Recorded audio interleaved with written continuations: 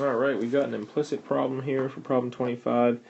I have pretty good confidence in your abilities as a class to do implicit, but let's go ahead and take this derivative and find dy dx at the point -1, 2. So right off the bat, we see we have a product rule. So I am going to set this product rule up to be 2x times y plus x squared dy dx, that's just a product rule, minus 3 equals 3y squared dy dx.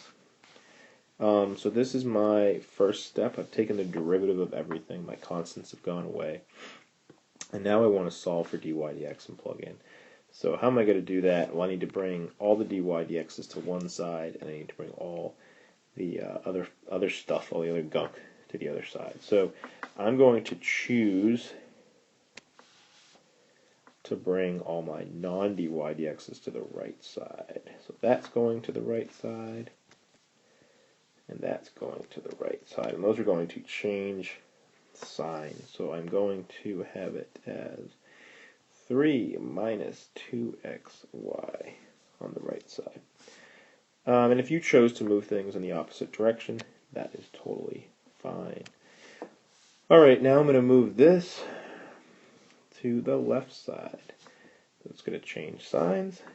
So I'm going to have x squared dy dx. Now I'm not going to write that because I know I'm going to factor it out. Okay? So I'm just going to factor it out right away to save some time. So the x squared stays, and I'm going to have minus 3y squared. And again, the dy dx would be with it, as we see here, but I'm going to factor it out just to save time. So this is how everything would look with the dy dx is on one side. And I'm going to go ahead and divide both sides. So this is going to go on the bottom. Alright, so I'm going to have x squared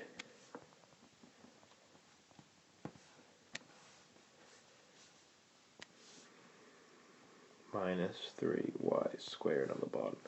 Now I'm going to plug in x equals -1, y equals 2 into this function. So my numerator is going to be 3 minus 2 times -1 times 2. So when I evaluate this, I've got a -1 and a 2. So this is going to now be positive 4. So I'm going to have 7 on top. And on the bottom, this is going to be -1 squared. So that's going to be positive 1. And this is going to be minus 12. So minus 12. So I'm going to have a negative 11 on the bottom. Answer choice A, it is. Implicit problems, you shouldn't get them wrong. It's an easy point. You just got to be diligent. Know the steps. Don't mess up on the arithmetic. Don't mess up on plugging in. Should be an easy point. Alright, I'll see you guys back for problem 26.